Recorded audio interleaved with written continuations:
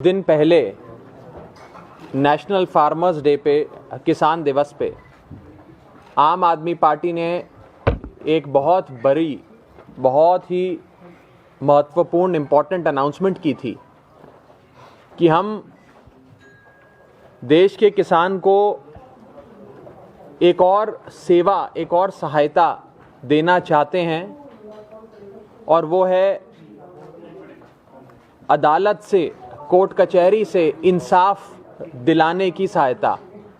हमारे देश के किसान को हमारे बड़े बुजुर्ग, हमारे नौजवान जो सिंगू बॉर्डर पे बैठे हैं, टीकरी बॉर्डर पे बैठे हैं, हकों की लड़ाई लड़ रहे हैं, संघर्ष कर रहे हैं, उनको लगातार भारतीय जनता पार्टी, भाजपा के नेता कभी आतंकवादी कहते हैं, कभी उन्हें चीन और पाकिस्तान का एजेंट कहते हैं, कभी उन्हें दलाल कहते हैं, न जाने क्या क्या कहते हैं। और बीजेपी के द्वारा इस पूरे संघर्ष को, इस फार्मर्स मूवमेंट को बदनाम करने के लिए, इसे डिफेम करने के लिए एक षड्यंत्र चलाया जा रहा है, कंस्पिरेसी चलाई जा रही है, और बड़े ही सोचे समझे तरीके से इसको अंजाम दिया जा रहा है।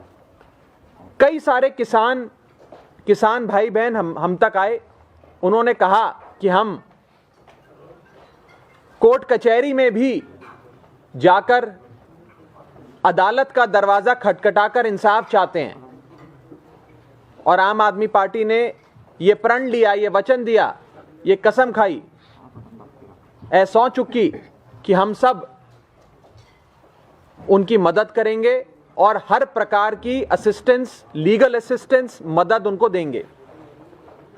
इसी के चलते आज इस प्रेस कॉन्फ्रेंस में हम आपको ये बताना चाहते हैं, एक बहुत इंपॉर्टेंट अनाउंसमेंट करना चाहते हैं कि बीजेपी के 3 बड़े नेताओं के खिलाफ मानहानि का नोटिस, डेफेमेशन का नोटिस जारी कर दिया गया है, और एक एक नेता का नाम और जो कंप्लेनेंट है, जिस किसान की भावनाएं भड़की, जिसकी भावनाएं आहत हुई, जिसकी फीलिंग्स इंजर हुई, वो कौन है जिसने इन नेताओं के खिलाफ केस डाले हैं, उसके बारे में मैं आपको बताना चाहूंगा। जो 3 बीजेपी के बड़े नेता हैं जिनके खिलाफ आज डेफेमेशन नोटिस, मानहानि का मुकदमे के लिए नोटिस भेजा गया है, उन 3 नेताओं के नाम है, पहला राम माधव, जो भारतीय जनता पार्टी के नेशनल जनरल सेक्रेटरी रहे और बहुत ही बड़े दिग्गज नेता हैं भारतीय जनता पार्टी के। दूसरे बड़े नेता हैं नितिन पटेल, ये गुजरात के डिप्टी चीफ मिनिस्टर हैं भारतीय जनता पार्टी के। जब मोदी जी गुजरात के मुख्यमंत्री थे, उस समय भी नितिन पटेल जी एक बहुत बड़े मंत्री मोदी जी के कैबिनेट में भी थे। तो दूसरे व्यक्ति, दूसरे नेता जिनके खिलाफ ये डेफेमेशन नोटिस जारी किया गया है, उनका नाम है नितिन पटेल, जो गुजरात के डिप्टी चीफ मिनिस्टर हैं। और तीसरा नाम है भारतीय जनता पार्टी के वरिष्ठ नेता और सेंट्रल गवर्नमेंट के मिनिस्टर, केंद्र में उनके मंत्री गिरिराज सिंह का। इन 3 नेताओं ने लगातार ये बयान दिए कि देश का किसान आतंकवादी है, या देश के किसान को चीन और पाकिस्तान फंड कर रहा है। ये कहा गया कि ये जो किसानों का संघर्ष है, इसे विदेशी ताकतें चला रही हैं, और ये सारी चीजें एक कंस्पिरेसी के तहत, एक सोची समझी साजिश के तहत कही गई हैं। तो ये नोटिस है जो नितिन पटेल जी को जारी किया गया है, ये नोटिस है जो गिरिराज सिंह जी को जारी किया गया है, ये 2 नोटिस, और ये तीसरा नोटिस है जो राम माधव जी को जारी किया गया है। बीजेपी के 3 बड़े नेताओं के खिलाफ ये 3 मानहानि के नोटिसेस देश के किसान ने, पंजाब के किसान ने जारी किए हैं और इसमें कानूनी सहायता, लीगल असिस्टेंस देने का काम आम आदमी पार्टी ने किया है।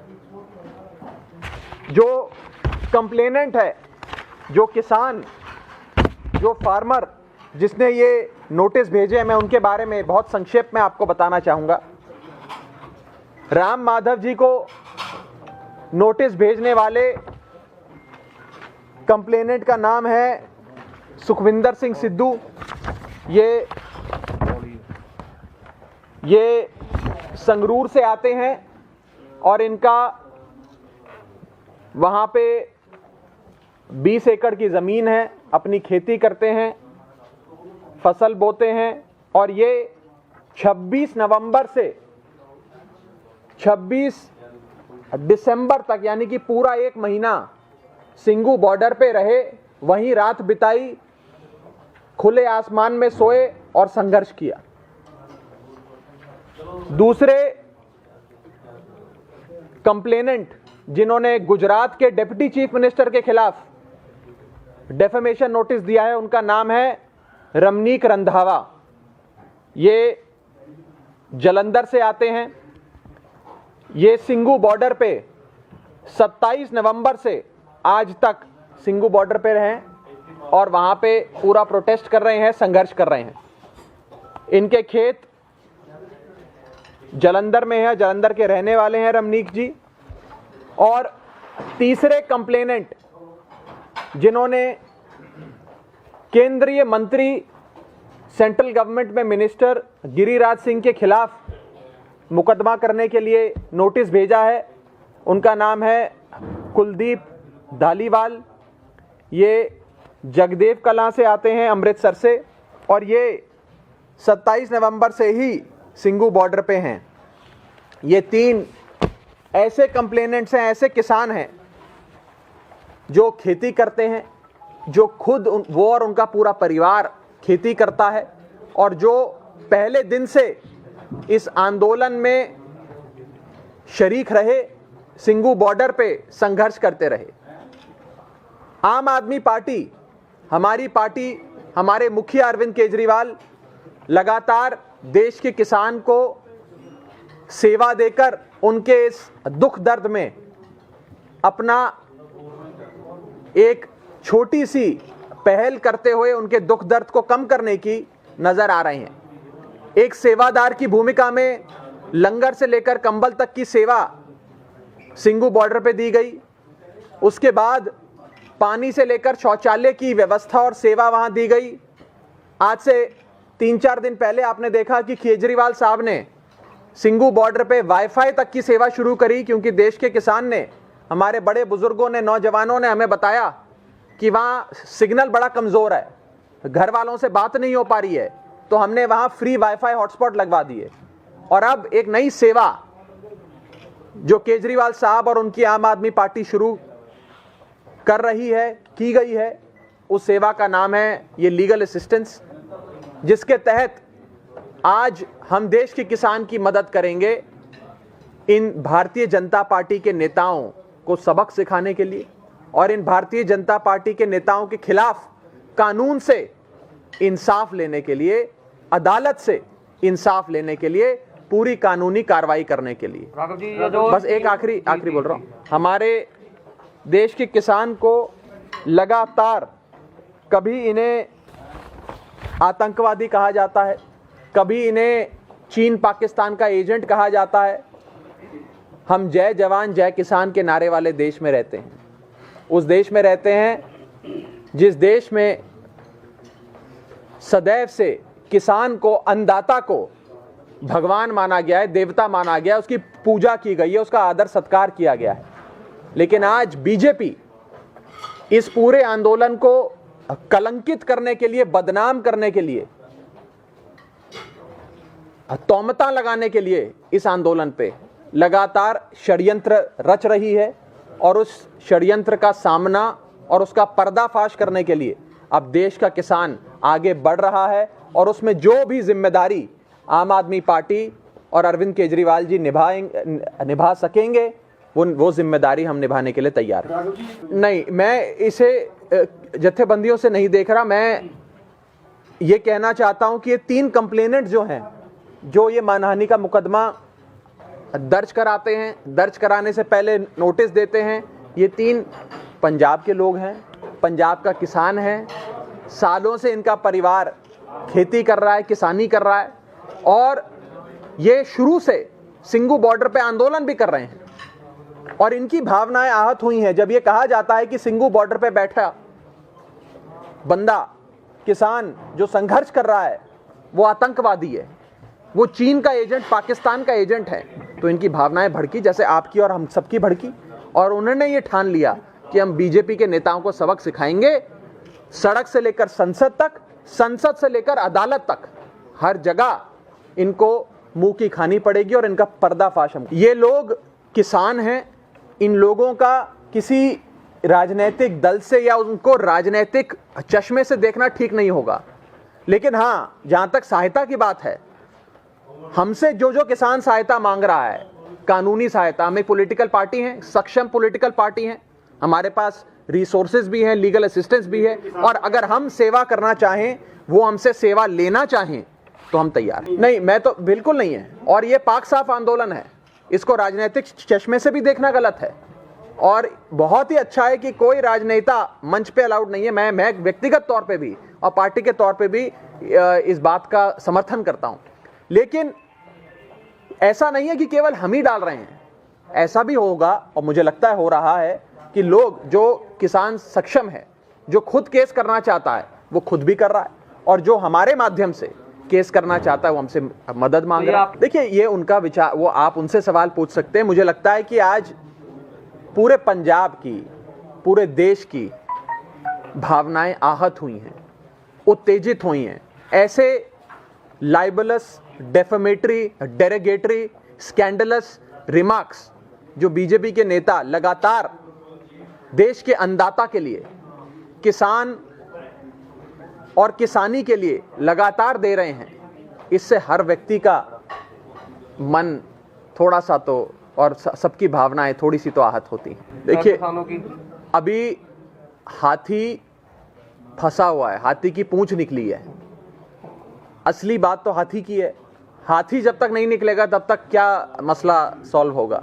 और कहीं ना कहीं बीजेपी की सरकार ने, मोदी ने, प्रधानमंत्री मोदी ने इस पूरी लड़ाई को अहम की लड़ाई बना लिया, ईगो बैटल बना लिया है।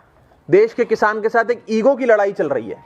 मुझे लगता है कि मोदी साहब को और उनकी सरकार को थोड़ी सी अकल देश का किसान और हम लोग मिलकर दें, ताकि वो ये समझ सकें कि कितना गलत वो लोग कर रहे हैं, और जल्द से जल्द किसान की मांगों को मांगें, ये 3 काले कानून खारिज हों।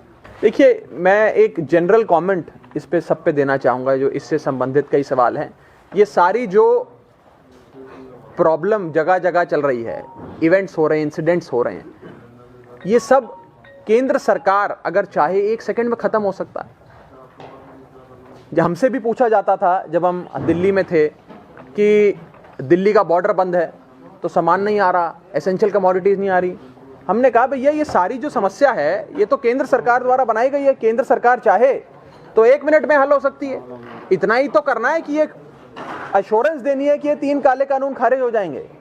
लेकिन न जाने क्यों केंद्र सरकार अड़ी हुई है और देश के किसान से बदला ले रही है। मैं तो आज, मैंने पहले भी कहा और मैं आज खुद फिर कहता हूं इस प्रेस कॉन्फ्रेंस के माध्यम से, कि मोदी जी, आप या आपका कोई भी एक मंत्री अगर हिम्मत है तो एक रात खुले आसमान में सिंगू बॉर्डर पे सो के दिखाओ, सड़क पे, तो पता लगे कि देश का किसान किस बुरे हालात से गुजर रहा है, कैसे संघर्ष कर रहा है, अपने हकों की लड़ाई लड़ रहा है। मुझे लगता है कि अंग्रेजी में जिसे कहते हैं text book example of double standards, अगर कोई है, पराकाष्ठा अगर कोई डबल स्टैंडर्ड्स की है, कोई एपिटमाइज करता है डबल स्टैंडर्ड्स को, तो उस व्यक्ति का नाम है कैप्टन अमरिंदर सिंह। वो व्यक्ति जो उस समिति का सदस्य था जिसने ये 3 काले कानून बनाए, वो व्यक्ति जिसकी सहमति से ये 3 काले कानून बने, आज वो औरों को ये सब कह रहा है। मैं तो पूछना चाहता हूं कैप्टन साहब, और बड़े आदर से, सत्कार से आपसे पूछना चाहता हूं, आप चाहते तो अगस्त 2019 में जब आपकी कमेटी की मीटिंग हुई, उस समय बाहर निकल के कमेटी की मीटिंग से बोल देते कि 3 काले कानून आने जा रहे हैं। हो सकता है आज देश के किसान को, पंजाब के हमारे बुजुर्ग जो आज वहां खुले आसमान में सो रहे हैं, ये नौबत ना आती, ये दिन ना देखना पड़ता, लेकिन उन्होंने नहीं बोला।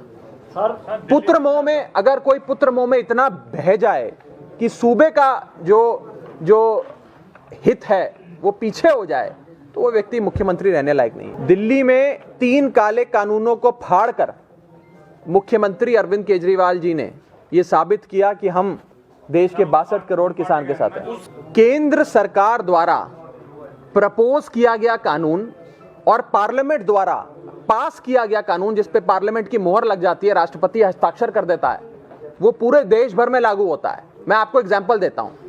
मैं पेशे से चार्टेड अकाउंटेंट हूं। हम इनकम टैक्स के कानून को खूब पढ़ते हैं दिन रात। इनकम टैक्स का कानून जब केंद्र सरकार लाई और पार्लियामेंट ने मोहर लगाई, उसे पास किया, तो वो पूरे देश भर में लागू हो गया।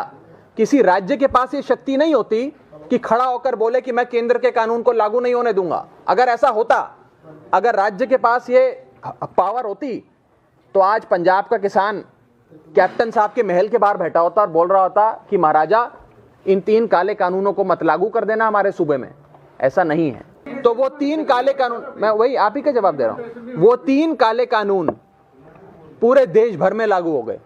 पंजाब में भी लागू हैं, दिल्ली में भी लागू हैं, हरियाणा में भी लागू हैं, राजस्थान में भी, क्योंकि ये केंद्र का कानून है। किसी राज्य के पास ये शक्ति नहीं है। अगर ऐसा होता तो आज दिल्ली का किसान मुख्यमंत्री अरविंद केजरीवाल जी के घर के बाहर बैठा होता, पंजाब का किसान कैप्टन साहब के घर के बाहर बैठा होता, हरियाणा का किसान खट्टर साहब के घर के बाहर बैठा होता, यूपी का किसान योगी आदित्यनाथ के घर के बाहर बैठा होता। लेकिन देश का किसान ये जानता है कि ये केंद्र का कानून है। केंद्र का कानून पूरे देश भर में लागू हो जाता है और उसे लागू होने से रोकने की शक्ति किसी के पास है तो वो प्रधानमंत्री मोदी के पास है। 40, मैं बता देता हूं, सही आंकड़ा 45 है। 45 किसान शहीद हो गए इस आंदोलन में। मैं पूछना चाहता हूं, इन 45 मौतों का, शहादत का जिम्मेदार कौन है? देखिए, मैं